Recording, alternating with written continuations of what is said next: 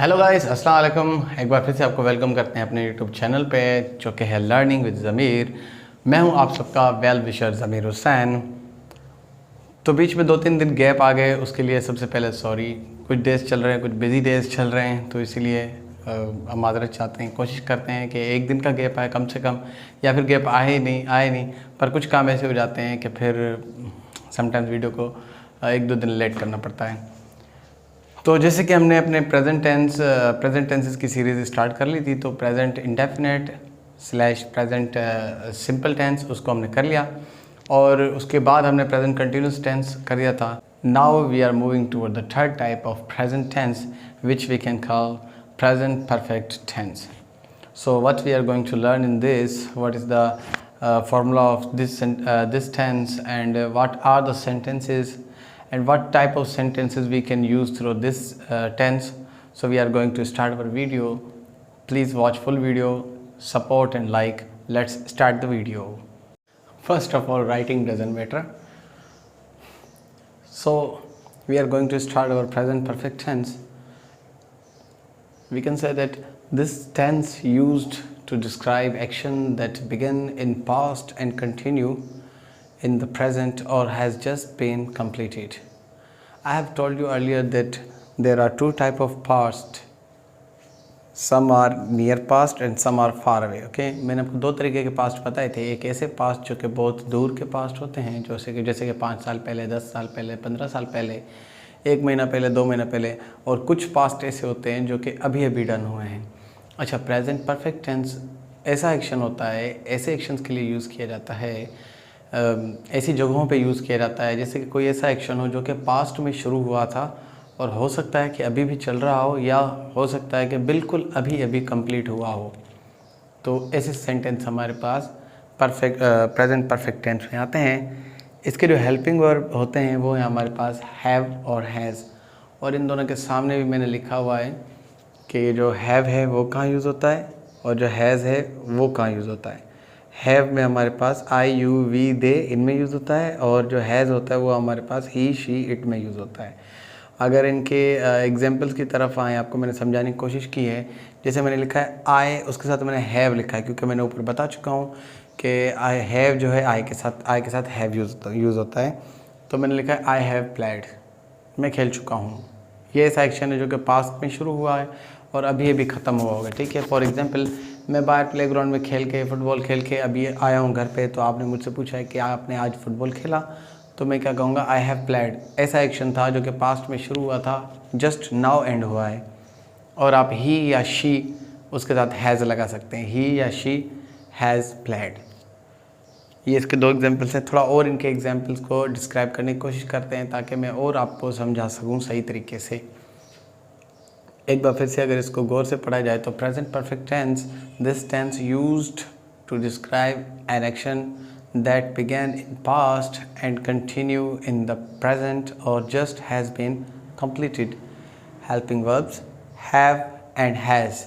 Have we can use with I, you, we, they, and he, she, it. This will go with has. Example for them: I have played, he has played. तो I के साथ मैंने have लगा दिया, he के साथ मैंने has लगा दिया। ज़्यादा कोई मुश्किल बात नहीं है, ज़्यादा कोई बड़ी बात नहीं है। आप इन पे ज़्यादा फोकस करेंगे और जब प्रैक्टिस करेंगे ना, तब आपको खुद ब खुद समझ में आ जाएगा कि हैज़ कहाँ लगाना है, हैव कहाँ लगाना है। ज़्यादा कंफ्यूजिंग नहीं है। मैं आप लोगों को दो तीन एग्जांपल्स और करवाता हूँ, और कोशिश करें आप इनको, ताकि आपको बात समझ में आ जाए, और ऐसे एग्जांपल्स कराने की कोशिश करता हूँ और उनको डिस्क्राइब करने की भी कोशिश करता हूँ। अच्छा, वीडियो के लास्ट में मैं आपको कुछ अहम बात भी शेयर करूंगा। कुछ BPS 5 to BPS 15 की जो जॉब्स आने वाली हैं, मैट्रिक बेस पे, इंटर बेस पे और ग्रेजुएशन बेस पे, तो उसके बारे में मैं आप लोगों से कुछ डिस्कस करूंगा। तो इसलिए वीडियो लास्ट तक देखें। और ये जो प्रेजेंट परफेक्ट टेंस है, इसके होमवर्क की अगर बात की जाए तो आप मुझे 5 सेंटेंस जो हैं हैव में बना के देंगे और 5 सेंटेंस हैज़ में बना के देंगे। ये मुझे आप आज ही सबमिट कराएंगे। आगे इनके एग्जाम्पल्स की तरफ चलते हैं।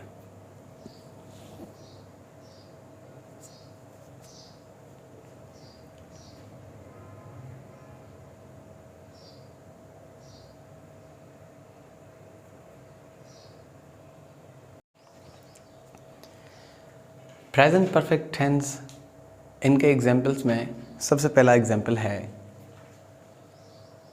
Imran Khan's government has faced a lot of issues this year.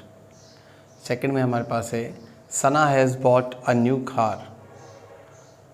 My mom has cooked food. They have gone to Canada. He has written a letter. We have worked in field. ये जो सारे हैं इनमें आप देख सकते हैं। अच्छा, एक और चीज़, किसी का अगर नाम आता है तो उसके साथ भी हैज़ यूज़ किया जाता है, तो इस चीज़ का भी आपको पता होना चाहिए, क्योंकि मैंने नाम के बारे में नहीं बताया था कि अगर नाम आ जाए तो उसमें हैव यूज़ करना है या हैज़ यूज़ करना है। So with the name we go with has. Imran Khan's government. अच्छा, ये जो खान्स एस लिखा हुआ है, ठीक है, इसका भी एक मतलब होता है। अच्छा, इसका जो मतलब होता है ये होता है of. It means government of Imran Khan, ये जो रहता है। अक्सर हमारे जो फॉर्म्स होते हैं उनमें लिखा होता है फादर्स नेम, तो इस तरीके का एस होता है उनके सामने। It means name of father. ये बहुत बच्चों को पता नहीं होता है, तो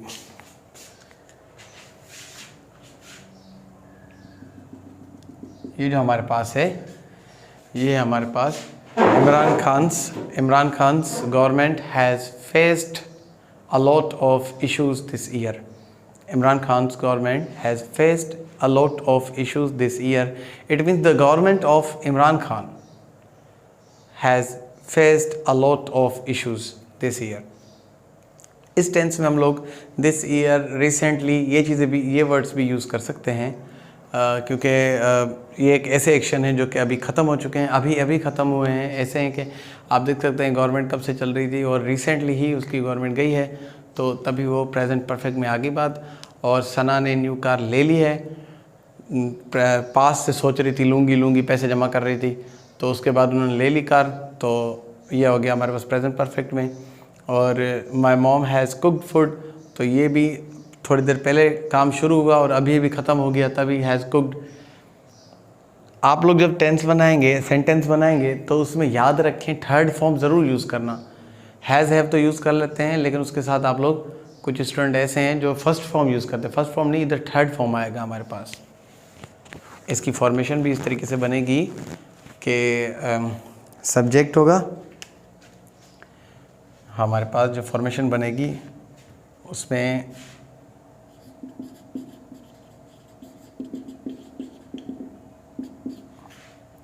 सब्जेक्ट होगा plus helping verb plus verb की थर्ड फॉर्म, उसके बाद प्लस ऑब्जेक्ट। ये है इसकी फॉर्मेशन। इससे आगे आप लोग रिसेंटली ये वो टाइम फैक्टर वगैरह अगर कहीं पे ज़रूरत है तो लगा सकते हैं। तो ये है हमारे पास प्रेजेंट परफेक्ट टेंस, जिसमें आपने पढ़ा कि सब्जेक्ट पहले लिखा जाएगा, फिर हेल्पिंग वर्ब, फिर मेन वर्ब और फिर ऑब्जेक्ट। जैसे कि मैंने लिखा हुआ है they have gone to Canada, तो इसमें जो दे है वो है सब्जेक्ट, हैव हेल्पिंग वर्ब हो गया, गॉन थर्ड फॉर्म हो गया और कैनेडा होगी उसकी ऑब्जेक्ट। होप करते हैं आपको ये बात समझ में आ गई होगी।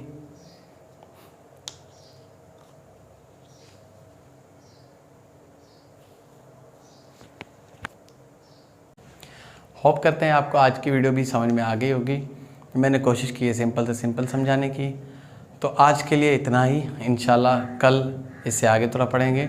और जो मैंने आपको कहा था, ये जो अभी जॉब्स आनी है STS की BPS 5 to BPS 15, इनका टेस्ट होने वाला है अगस्त में, तो उसके कुछ नोट्स हैं मेरे पास। तो मैं सोच रहा हूँ कि कुछ स्टूडेंट्स अगर विलिंग हों तो मैं उस हिसाब से उनको जॉब की तैयारी भी कराऊँ, उस टेस्ट की तैयारी भी कराऊँ, ठीक है।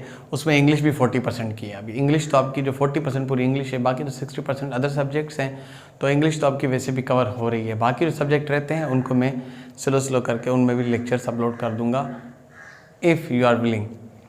तो ये चीज़ भी मुझे बता देना।